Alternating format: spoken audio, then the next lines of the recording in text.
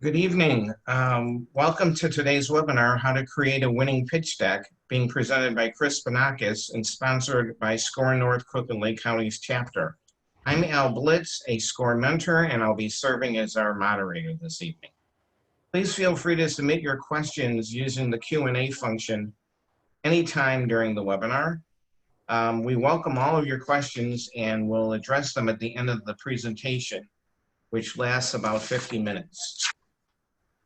Just a brief introduction about SCORE. We're a national organization funded by the U.S. Small Business Administration, and we've been of service to the small business community for more than 50 years. SCORE has 300 chapters and 11,000 volunteers like Chris and myself across the country, and we offer free and confidential business mentoring, business tools and templates, and local and online seminars. You can visit score.org for a tremendous amount of educational resources and on-demand webinars and templates. Okay, so what is SCORE? Chris and I are among 60 business mentors affiliated with the SCORE North Cook and Lake Counties chapter. We offer our confidential and free mentoring at nearly 40 sites, including libraries, banks, and chambers of commerce in the community, North Cook and Lake County. And now, of course, virtually all of our mentoring is done using virtual platforms or via telephone. Now, if you'd like to request a mentor, here are two sources to do that: the SCORE chapter email featured on the screen here and our website. You can go in and request a mentor. Also, we'll be sending you an evaluation form at the end of our Q&A session this evening. It'll probably come across your email, but about an hour or so after the presentation. And in the eval form, you can also click on a box to request a mentor. So in addition, I'll email you a PDF of today's presentation, all of our attendees. So Chris, you have the controls. Please feel free to get started, and I will join you at the back end during the Q&A. And please, again, feel free to send your questions in, and we look forward to our Q&A session. Thank you, Chris. Thank you, Alan. Thank you. And I'd like to welcome all of our participants. I'm very happy that you're here with us this evening. It really, I have to tell you, it says a great deal about you that you are taking your time to participate in a program like this. You may be familiar with an author Michael Gerber. He wrote The E-Myth, and he said that one of the key characteristics of great entrepreneurs is that they're inquisitive. They always want to learn more. And the mere fact that you're here with us today certainly indicates that you fall into that category. But before we get started, let me tell you just a little bit about myself. I've been with SCORE for about 5 years now. I mentor at the Schaumburg Library. I'm also part of the SCORE consulting practice, and I conduct workshops. Before I joined SCORE, I spent most of my career in the telecommunications industry with the company Motorola, which many people in the Chicago area are probably familiar with. During my time there, I was involved with sales, marketing, new business development. I did some work on strategy. Also lived in Hong Kong and worked in North Asia. Spent most of my time in mainland China. I was part of the Motorola team that was out there to launch the new operations in China. So that was an exciting time. I also do some mentoring at both the high school and university level. Some of you might be familiar with a organization called Incubator EDU. They provide an entrepreneur program for high school students. It's actually started at Barrington High School, and today it is available at 230 high schools in over 22 states, including Japan and Mexico. So it's very exciting. It's grown very rapidly. And the students come up with their own products, their own services. They pitch them to an investor group, and they actually get seed money, potentially, to start their own businesses. Finally, I run a small boutique consulting firm. I work with a lot of startups in terms of helping them create their launch plans. Now, normally at this point in the presentation, I'd spend a little bit of time getting to know each of you, but that's not as easy to do when we're working with a webinar and a large group. So I'm going to make a few assumptions here. I'm going to assume that we probably have a group of existing entrepreneurs who have joined us this evening who might be interested in getting some additional funding for their operation. I suspect we have a second group of prospective entrepreneurs, people who may be kind of working through an idea right now, thinking about maybe starting a business. And this is a data gathering time, so that makes all the sense in the world. And finally, I suspect there's a group of people that are exhausted watching Netflix. And so they're looking for something new to do. Hopefully, for each of those groups, we can provide some value this evening. Hopefully, I can give you a couple of ideas that you can take with you that you can incorporate into your operation very, very quickly. So let's talk about what exactly a pitch deck is. We're going to do startup storytelling when we're going to talk about creating a pitch deck. What exactly is that? Well, it's really pretty simple. It's a series of words and some images that are used to help you tell the story about your business, talk about your business model.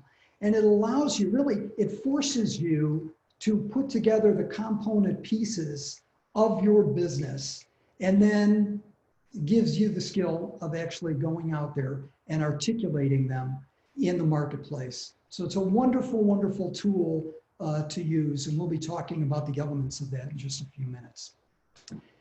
I suspect, you know, when I do this presentation with groups, and again, it's very interactive. We have a chance to talk to one another. And I suspect if I did a raise of hands, I said, how many folks have already pitched their idea or an idea, a product or service, out in front of a group, in front of an audience? I'd get a group of hands. But I also suspect that almost all of you have done this. You really, now you may be thinking, I'm not sure I have, but I suspect all of you have, because you have to think back. It probably happened very, very early. It probably happened when you were in kindergarten and you were in show and tell, and you had an opportunity to bring something to school and pitch that in front of an audience. That was probably pretty exciting, and the teacher may have helped you, asked you some questions, prompted you a bit, but that may have been the first time you actually did pitching of your idea. Now, some in the group who might be athletes, or maybe in their early years they were athletes, probably created a kind of video recruitment package that they put together. And that was their opportunity to pitch their skills. Of course, they probably captured their best performances, the best plays that they had, that they pitched out into a group of coaches with the hope of maybe receiving a scholarship as they went. There's probably also some artists who have joined us this evening who have put together portfolios. And this is a way that a group is going out and actually pitching their skills to some prospective clients out into the marketplace. Very, very effective way to do that. Sometimes they're doing that in person. Sometimes they're sending that out. And that's very similar to what we do with the pitch deck as well. Here's something that's become very popular in the past few years is TED Talks. Usually these are subject matter experts who are presenting their ideas, and they're typically doing it to a relatively big group, but there is a framework that they use when they present a TED Talk. And some of you may have actually gone through, some corporations, some companies have some of their execs, some of their business people actually go through and gain the skill in making and presenting a TED Talk. Shark Tank. I am absolutely sure that if you're an entrepreneur or think you might want to be an entrepreneur, you have watched Shark Tank. And that is always a fun and interesting and very exciting program. an opportunity for entrepreneurs to present to investors. I actually think one of the most effective elements of Shark Tank is the questioning. And so one of the things that all of us can learn as we go through is to say, what kind of questions are the investors asking? Because the pitch is one element of what you will do, but along the way, you are going to be fielding questions. You hope you're going to be fielding questions from your audience. And so it's good to have an opportunity to listen to that and kind of get a feel for what those are. Finally, you know, the group that you may really be spending a lot of time pitching to are family and friends. In fact, in the early market, most of the funding will either come from your own funds or they'll come from family and friends. So you may be actually pitching to that audience. And even if it's not from an investment standpoint, they're invested emotionally in you. So it's a great group for you to go through and get some feedback and let them review some of the work that you're doing and help you think through this process along the way. But regardless of the group that you are pitching to and you're presenting to, it is critically important for you to know your audience ahead of time. Now, is that always an opportunity for you to do that? Sometimes it's not, but most of the time it will be. You will know the group you are going to be presenting to or the individuals you'll be presenting to. And it's in your best interest, of course, today. It's much easier for you to do some online work to get a little background information of the people you might be pitching to and understand who they are. But, you know, I once worked with a wonderful manager who said, you don't want to have surprises. You want to minimize your surprises. So that's certainly one of the ways you can do that with your audience. I'll tell you a quick story about that. I had a client that I was working with, and he was calling an investor to get an appointment. That was the whole purpose of his call, simply to get an appointment. He called the investor, the call routed directly through to the investor's cell phone, and he answered and explained what he wanted to do. He wanted to set an appointment. The investor said, hey, tell you what, said, I've got 30 minutes driving until I get home. Just pitch me right here. Let's go. And of course, that can be a little bit, little bit traumatic when you weren't planning on that. You were planning on getting an appointment, and now let's go. And so it really talks about the importance of knowing your audience. What you actually found out is that's not a surprise. It's the way this person works frequently, and it's their way of understanding, do you really know your stuff? Do you know your business? Because if you do, you should be able to pitch at the spur of the moment. It doesn't have to be something well planned for. So something to think about in knowing your audience. Now, what typically is your audience going to look for? Well, there's a whole variety of things, but two things jump out on the forefront over and over again. One, they want to get a sense of warmth from you, and warmth can be translated into, can I trust you? You can do it with body language, you can do it with facial expressions, and there's a whole variety of ways that you do that. Secondly, they want to know that you're competent. They want to know that you understand your business and just what we just talked about. You're able to go in and do a pitch because they want to know if they can rely on you. So can I trust you? Can I rely on you? If I'm going to write you a check or I'm going to in some way invest in your business, I want to make sure that I can count on you. So those are things that you want to think. Again, you want to test that when you are practicing is, does somebody feel that? Do they feel warmth? Do they feel competence? How might I communicate that? So those are processes that you want to go through. Now, most people think in terms of a pitch deck being for financial investors, and certainly that is one of the key areas that this occurs in. but there are also a variety of different groups that you very likely may be pitching to. One, especially as you're starting your organization, you're starting your business, it may be partners. Partners are very important. They might enable you to launch your business more quickly. They might fill in an area that is a gap for you right now. So you might pitch to a partner group. You also might pitch to prospective employees, recruitment, people you'd like to join. You may look to bring in a specific skill set into your leadership team, into your core group. And so you're going to be pitching that group, right? You'd like to get them excited and interested about your business. You're at an early stage, but you're certainly at a point where you're out there and able to pitch. Also clients, ideally, man, you would love to be able to pitch to clients. That's a group that ideally, maybe you could get some pre-sales. Maybe you're enough along the way that you can get real sales bringing in, maybe a letter of intent. So you may be pitching to clients in the early stage as well. So I want you to just at this point think about who are some of the audiences that you may be pitching to, and you may modify your deck a bit for some different audiences, but the core elements of it certainly would be the same.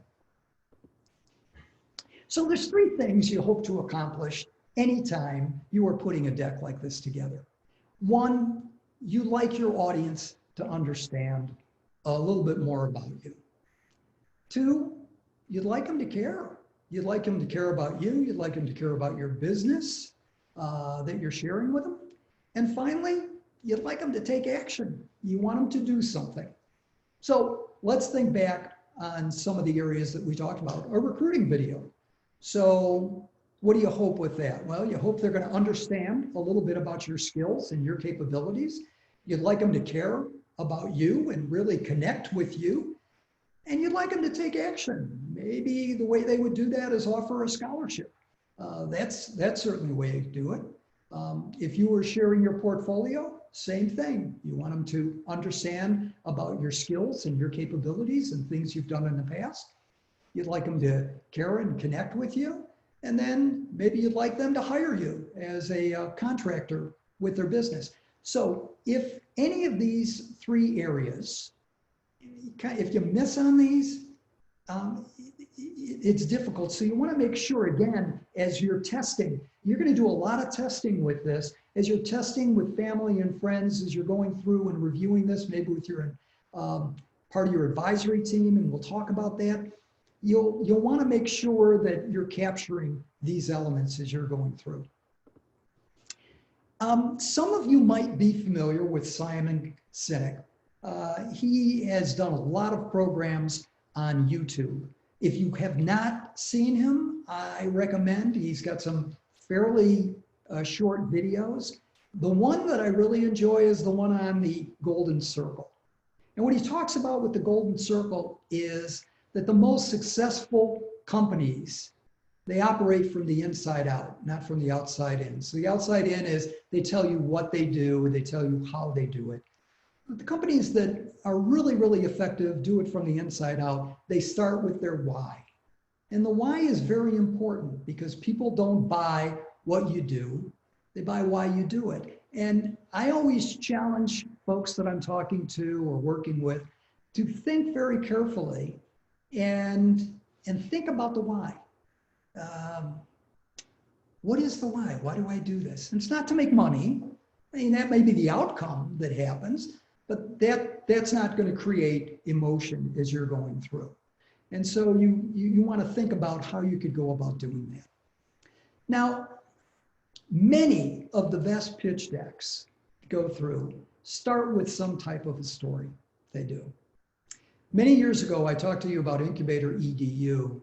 The first year that it was offered, one of the students at the high school level started their presentation, and they started it with simply a picture of a young girl. The girl was disabled. And one of the students started talking about the story that this was his sister.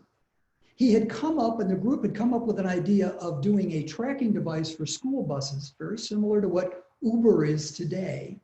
And that's the idea that they were pitching, but he was talking about his sister. He was talking about the fact that in the cold Chicago winters, it is very difficult for her to stand outside and wait for a school bus, in many instances not knowing exactly when it's coming. They can be delayed going out. And that was a very difficult thing for her. It was such a compelling story. The investors, he connected with them right on the front end.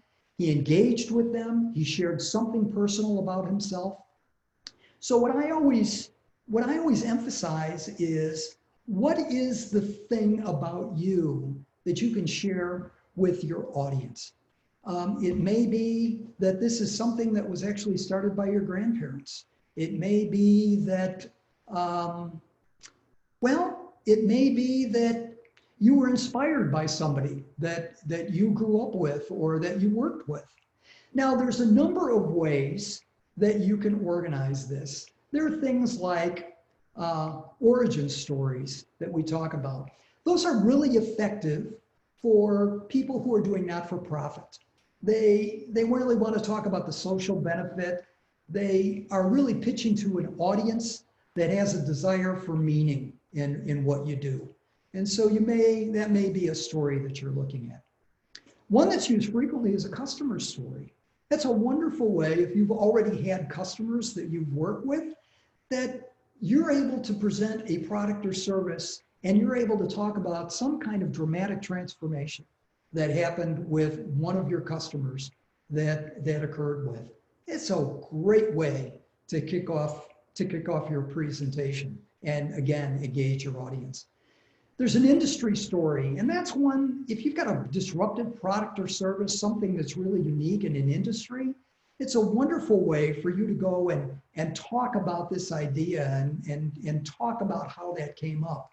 And again, engage your audience. And finally, you can do a venture story, and typically a venture story gets into, do you already have traction? Are you already up and operating and you've got some good things happening with that? There may be a story about how that you just did something online, or you came up with something in social media that just really exploded and really changed the game for you. That's a great time to tell a story like that.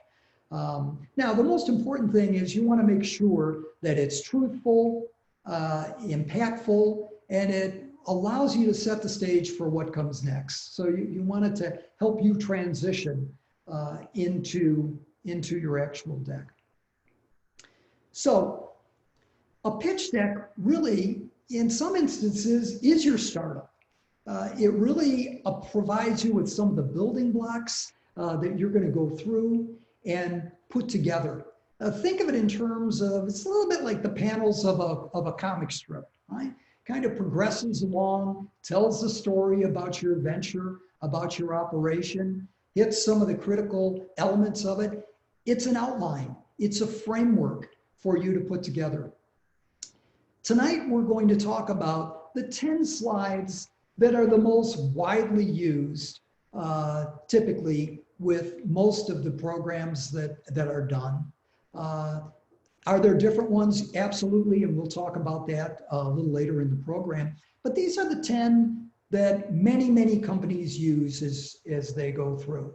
Now, you'll typically find that there's two different types of pitch decks. One is a presentation pitch deck, and that's what we're going to talk about a little bit tonight. Another is a reading pitch deck.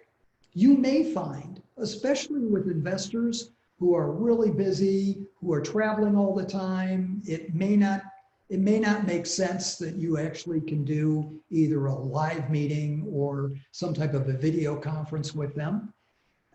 In that case, they might say, hey, send me your deck. Most of us would prefer not to do that because we'd actually like, obviously, to get some personal feedback on this. But if they do, the only thing different with that is you'd include a cover page. So we're not doing that tonight, but that's the one thing that you would have when you put together. Now, for each of the areas that we're going to talk about, I've also put together an existing deck from, in this case, I usually take a new company that is already launched and take their pitch deck just to give you an example of what their slides look like, kind of a feel for it. This evening, I chose Airbnb. It's kind of a open generic. Most folks are at least familiar with the company. And so for each of the slide areas that we'll go through, we'll also talk about Airbnb. We'll take a look at their slides and what they've done. By the way, one of the things that I often encourage startup groups to do as they're putting their decks together is to go out, do some searches. You can find loads of different pitch decks that have been done out there, but look for ones that are in your industry. And that's really where you want to focus. You want to focus on your industry. Successful companies that have developed in your industry might not be your exact product, obviously, or service, but take a look at what they've done, what they've emphasized, how they develop their decks, how many images they use, how much text they use.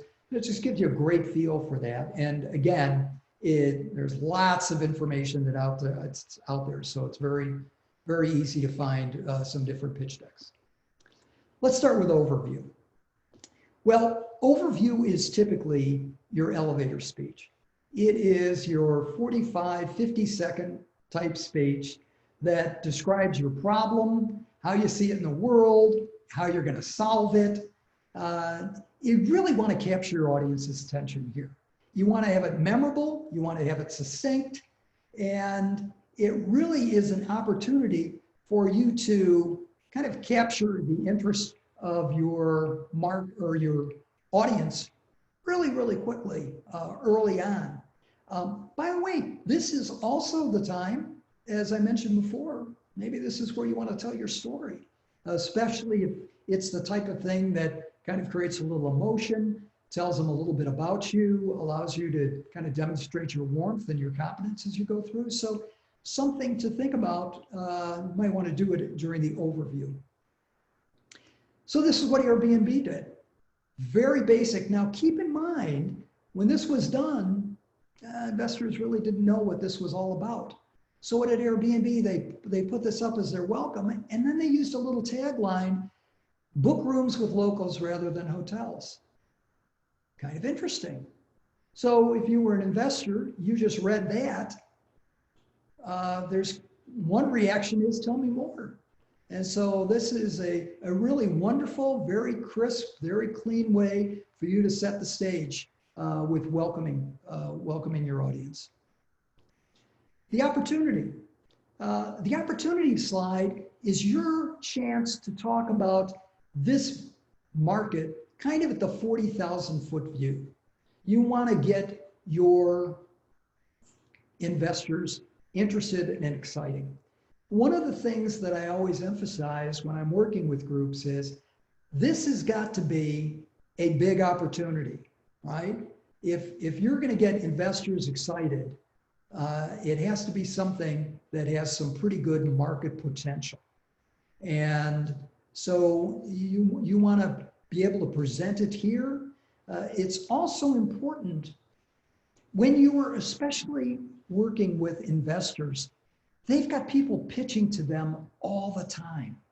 So this is the time that you want to make sure that you get them interested so that they don't tune out too early in your presentation.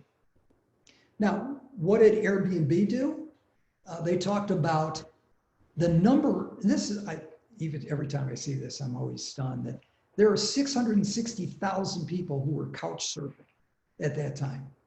That always amazes me, but clearly it must have been. And there were about 50,000 people who used Craigslist to find temporary housing along the way. So what it told the investors, this was a big market opportunity that they were looking to solve. Problem. What problem are you solving? One of the things that's often said is that products and services have no inherent value. They derive the value by the problems they solve or the results they achieve. That's it. So you've got to present that you are going to solve, and this is a big problem that you're going to solve. The SBA, Small Business Association, recently did a study. They were talking about how many small businesses fail in the first 5 years. The number one reason that small businesses fail is no market need. No market need. We had a client who came to us a few years back. They were very excited about their idea. They went out and received a patent. They went to mainland China and found a manufacturer. They spent $50,000, and all of the products that they had manufactured were now in their basement.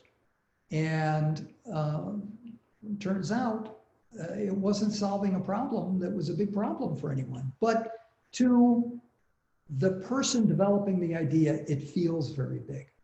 So one of the things that I always say at this point in your presentation, if you're talking about the problem, you would like to see your investors nodding. They get it. They understand it. If they're looking confused, that's a yellow flag. That says you need to slow down a little bit. You may think it's a big problem. They don't get it. And so this is an opportunity for you to slow down a little bit, test it, and make sure that they understand that. Let's see Airbnb. They really said there's three problems. One is price, especially for people booking online. They talked about the fact, and this is interesting, that hotels at that time were leaving people disconnected with the city and its culture. And that's certainly something you can have when you're working with a host in their home. And there was no easy way to exist to book a room with a local or become a host. And so those were the three problems that they pulled together. The solution. By this point in time, you've talked about your big problem. You've talked about an industry that's a very exciting industry, high growth industry that you want to work with. And now it's an opportunity for you to pull out your secret sauce. This is your magic. You're going to talk about how you're going to solve this big problem. One of the things that I have frequently talked about, if you have a product or you have an application that you were thinking of doing, the more you can do in terms of giving your audience something physical that they can look at, that they can hold, that they can pass on. If you've watched Shark Tank, you've probably seen people frequently are giving them something. And that's a very, very effective process to go through for a number of reasons. One, it allows them to actually see it, feel it, which is great. Two, a lot of times, these are great business people, investors. They're maybe going to give you some ideas. Have you ever thought of maybe doing this a little differently? Maybe if you put the clasp over here, maybe if you change the color. That is all wonderful. That means they're engaged and they're interested and excited in your idea. So it's important to do that. But keep in mind, we call this a minimal viable product. That's your MVP. So it doesn't have to be perfect. In fact, many instances, you don't want it to be perfect. So you can get some input on it. With 3D printers, it allows you to do a lot of that. You can actually build screens if you've got an app. So there's a lot of ways that you can kind of get this real life stuff out there with them. And I encourage you, if it works for you, because every idea is a little bit different, it's worth putting something out there. So what did Airbnb do? They said they've got a web platform, how users can rent out their space to host travelers. And it allows them to save time, save money, share their culture. But what do they also do? They actually put together a feel of how the screens would look, right? So you add your app, what's going to come up? What's your screen going to look like? They built the screen. Again, many times companies can do that. That can be a very, very effective tool for you to use. There are actually programs out on the web that allow you to build apps. So it's something that if that falls within your category, it might be worth exploring. Traction. Now, ideally, you would love to be able to demonstrate traction. It's what every investor would like to see, is that you actually have some good things happening with your business already. Most people think in terms of sales, and that's true. You'd love to have a bunch of sales that have already come in or users that have already joined. So that would be ideal, but there's also some other ways that you can demonstrate some traction. Google Analytics has a whole series of tools that I encourage you to go out and investigate. Talk a little bit about how you might demonstrate traction. So for instance, one might be how many people, if you've built a website already, how many people have come to your website? How many have gone through multiple pages on your website? Maybe you've developed an article, and in order to get a free copy of the article or some research that you've done, you've requested email addresses. That frequently happens. And so now you have 5,000 email addresses that you've developed as a result of some articles that you've done or some research you've done. Maybe they're following you on Twitter, maybe it's on Facebook. However you can demonstrate that you've got traction, it's very impressive, obviously, for an investor to get a sense that this is real, that it's already up and operating and the business is moving forward. So what did Airbnb do? Well, they demonstrated that they've got a whole series of events that they were involved with on a monthly basis. They talked about the partnerships they developed. By the way, that's another very, very effective way to demonstrate traction. Another that I didn't mention before, but people who have patents. If you've already have your product and you've received your patent, that certainly demonstrates that you've moved forward, that you've got some traction on it. In this case, they talk about Craigslist. They've got some dual posting. So they've got a relationship that they built with Craigslist. Craigslist, if you recall, had about 50,000 customers that they were working with. So that's an effective group to get a dual posting with. So a very, very effective way to do it. Customers and markets that you're going through. This is your opportunity to demonstrate that you understand who your customer is and you understand who that market is. And again, you want to talk about how big this market is, how dynamic this market is. One of the things with customers is, can you describe your ideal customer? Can you describe the perfect customer for your business? Many times when we're working with groups, folks will say, well, anybody, everybody would be my customer. Well, yeah, but let's focus a little bit more. Who would be your ideal customer? If you had a retail outlet and someone walked through your door, would you think, that's my ideal customer? I was in a graduate class a few years back, and the professor had a felt tip pen. He would walk around the room and he would just toss it to different students. And he'd say, go on up to the whiteboard and tell me everything about your customer. Give me your customer profile.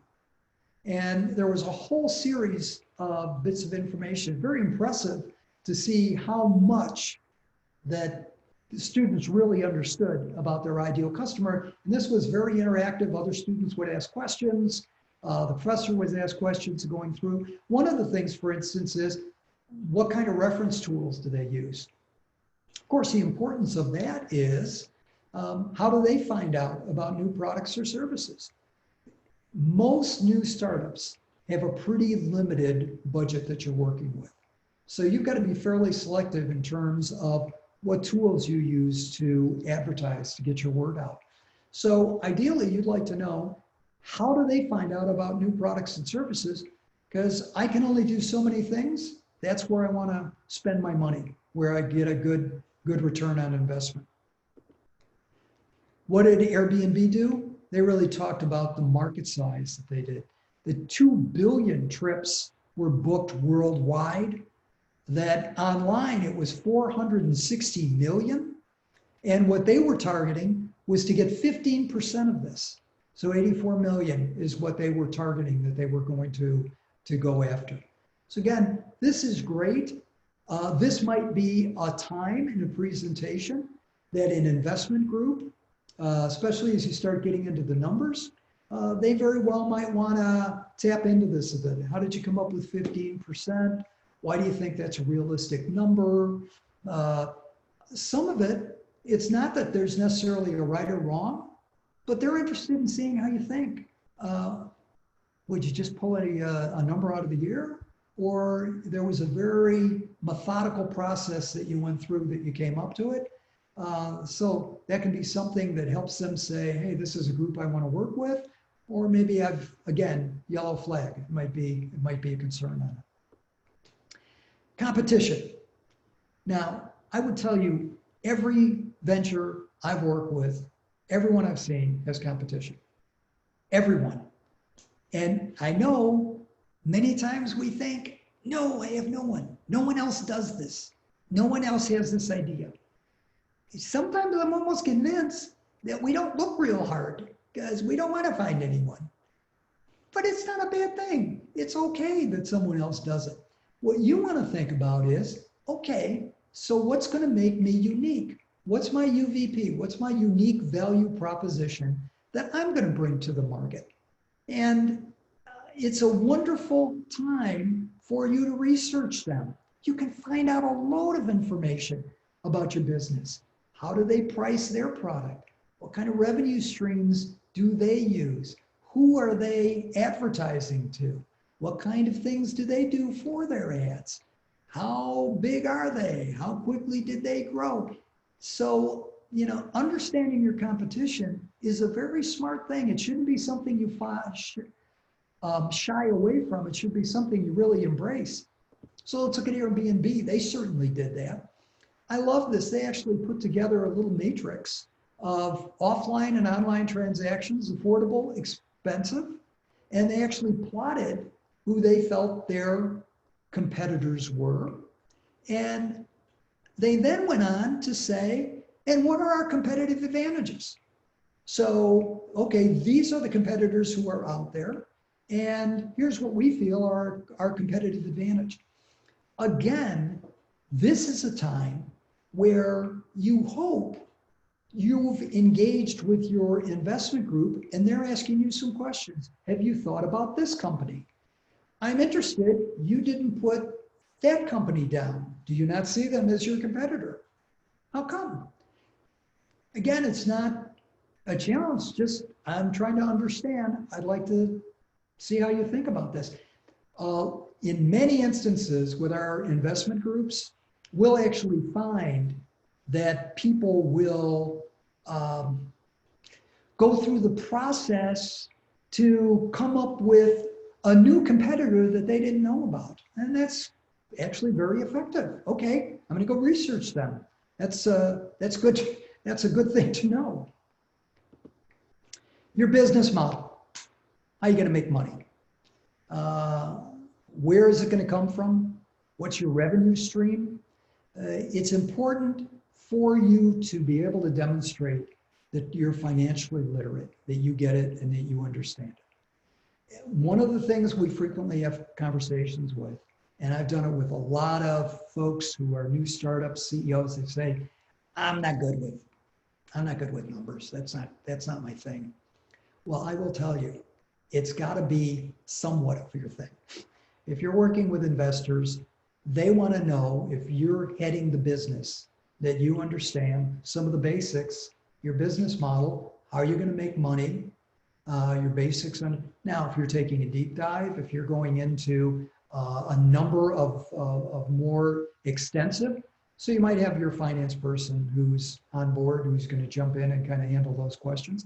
But you certainly want to have a good understanding.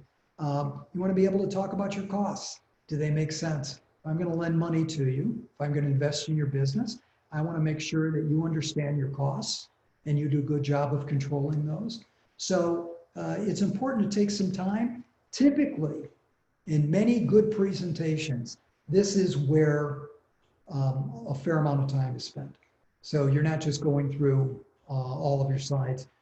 They're stopping as they go and they're asking you a few more questions. You may have some backup slides that you pull up at this point to talk through it.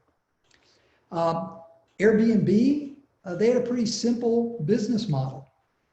They went through and said, hey, this is the share market we're going to go after, and we're going to get 10% commission on the rooms that we fill.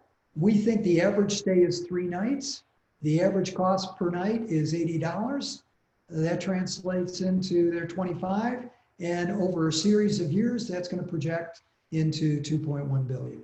So pretty simple business model. We get 10% commission on each transaction. There's an example of how they framed it out. And now, hey, we'll talk about it. We'll go through and have more discussion. Team, this is your opportunity to really highlight the strength of the team that you have. Now, in some instances, you're the team. It's just you, and you're doing a lot of this yourself. But in many instances, there's a number of folks who are involved.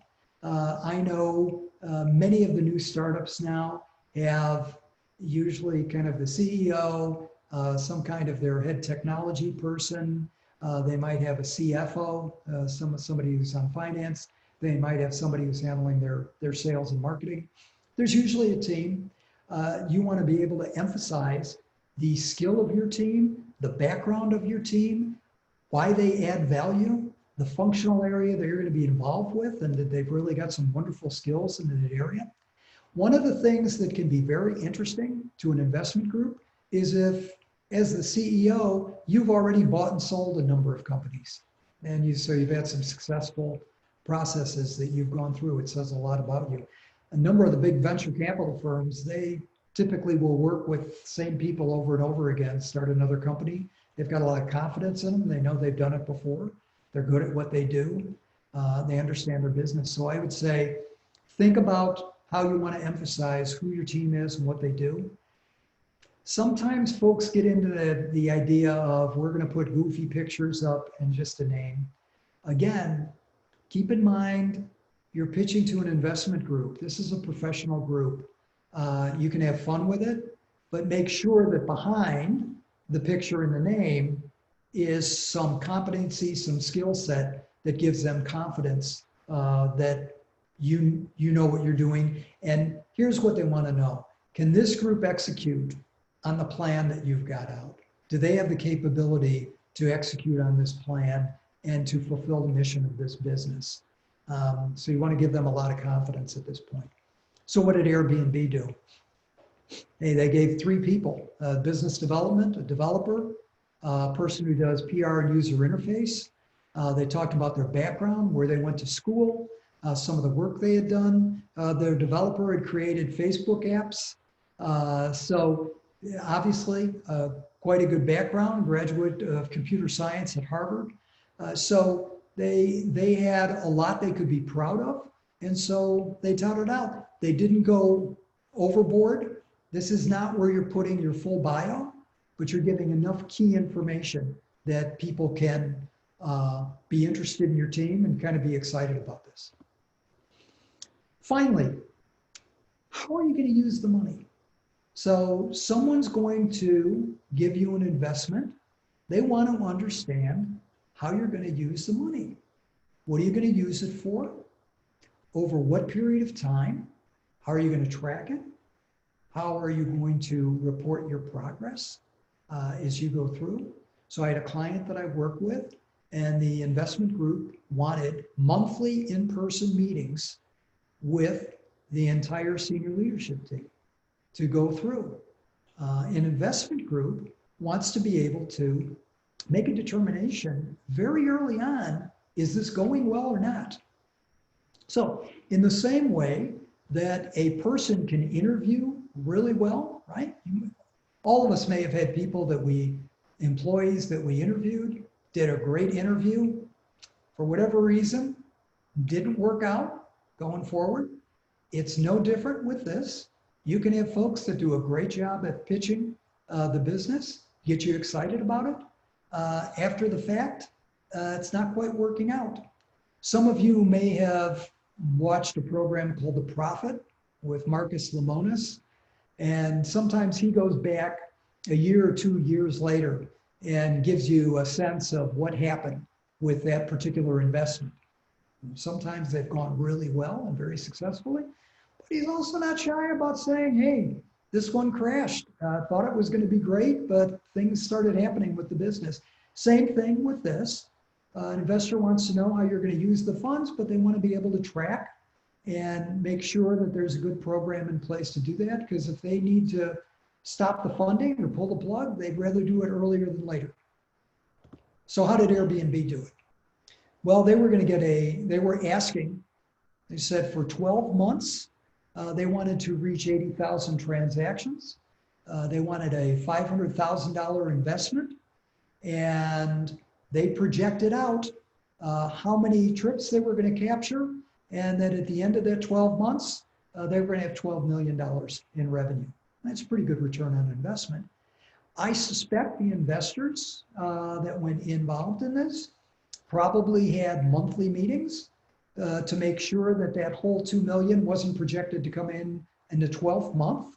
Sometimes that's the projection. So they wanted to know that, okay, they're making good progress. They're doing the things they said they were going to do. And so that's a very effective, and obviously they got the money and it became a very successful business. Now, I mentioned before, these were the 10 slides that are frequently used, but again, they're not the only ones. You may decide that you want to highlight the fact that you've done a number of patents. You may want to do customer quotes. You may want to talk about your sales funnel. So it may be for different audiences that you're pulling out a slide and inputting a different one.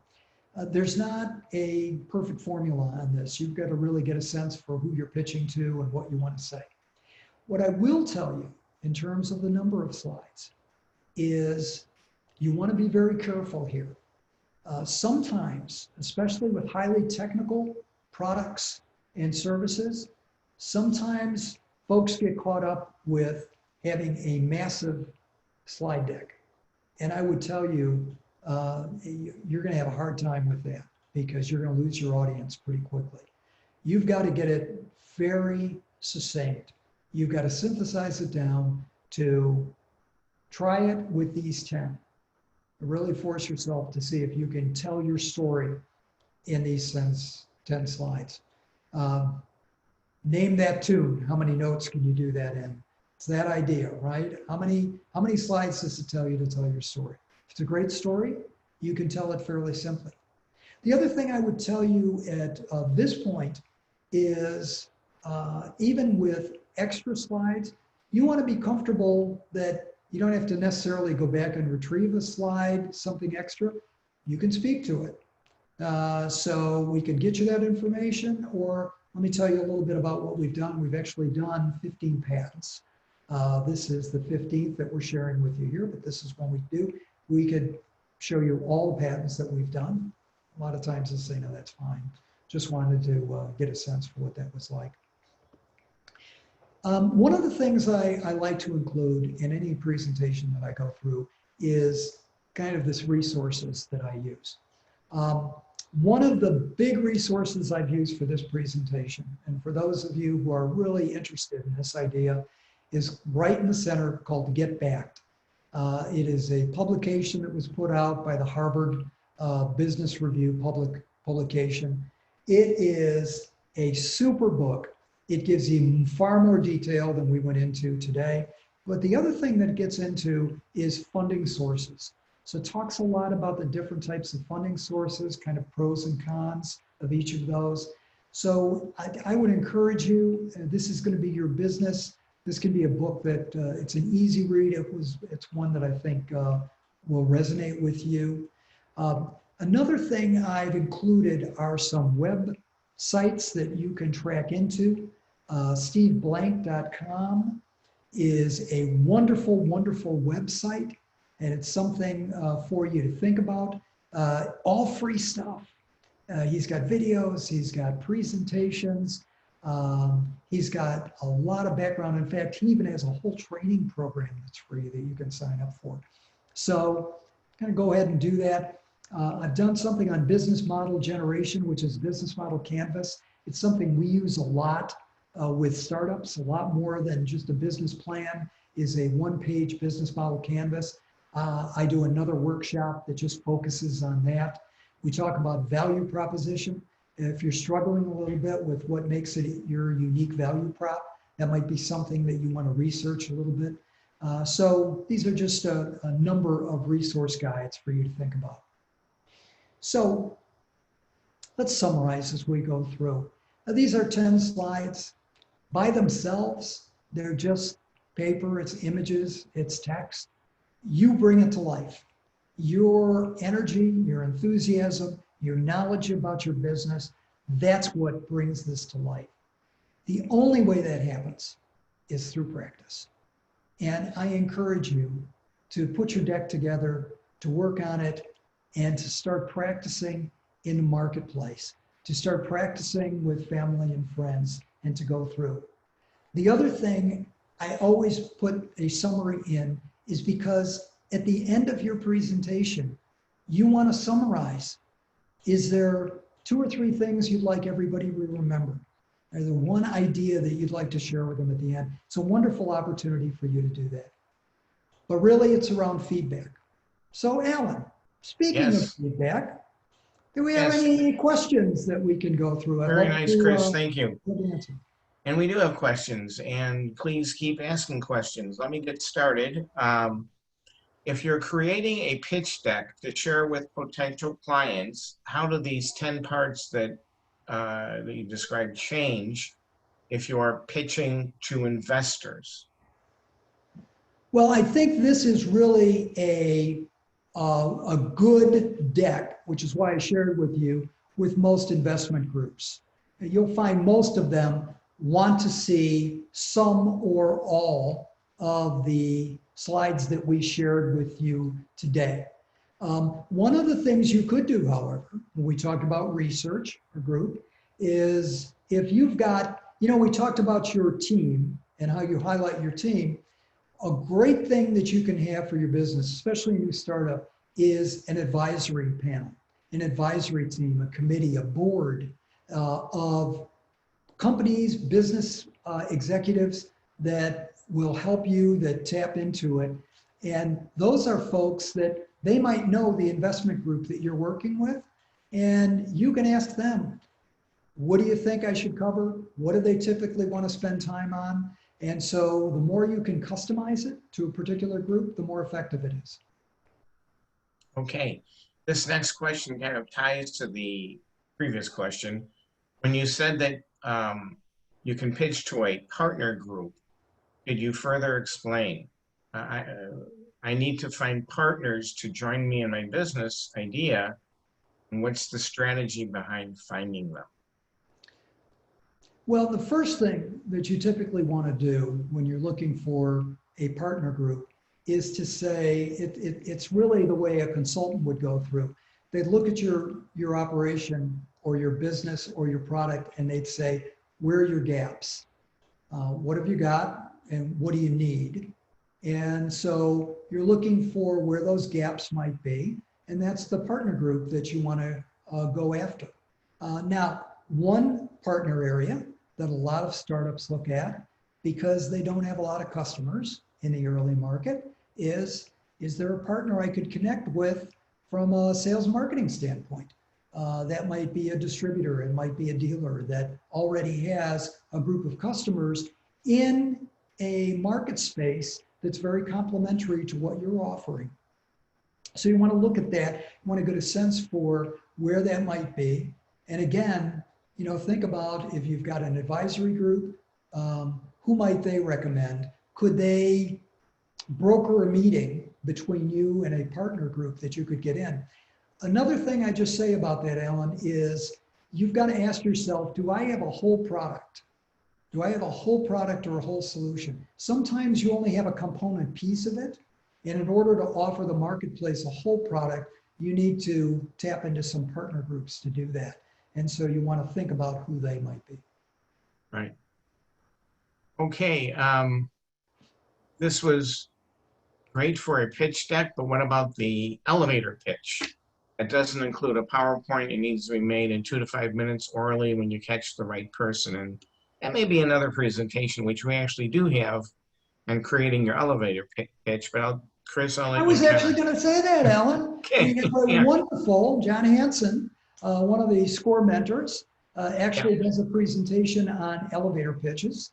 yeah, The other thing I would say is to take a look at the score.org website and take a look and see what kind of resource material. You may find that there are some pre-recorded webinars on that subject. I know there's a number of documents that you can tap into, but it's worth taking a look at. There's a lot of yeah. information on doing elevator speeches.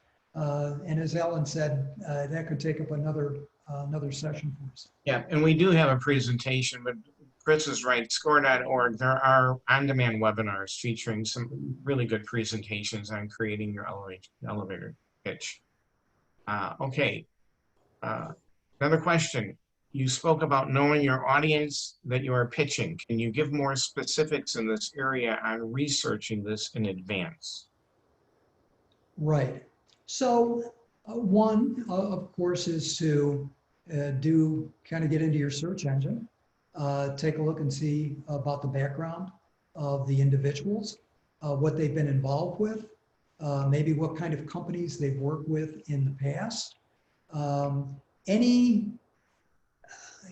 I keep going back to an advisory group, and I do that because it's very important for you to have a group of people that you can tap into who have good market knowledge, who really are involved in the industry.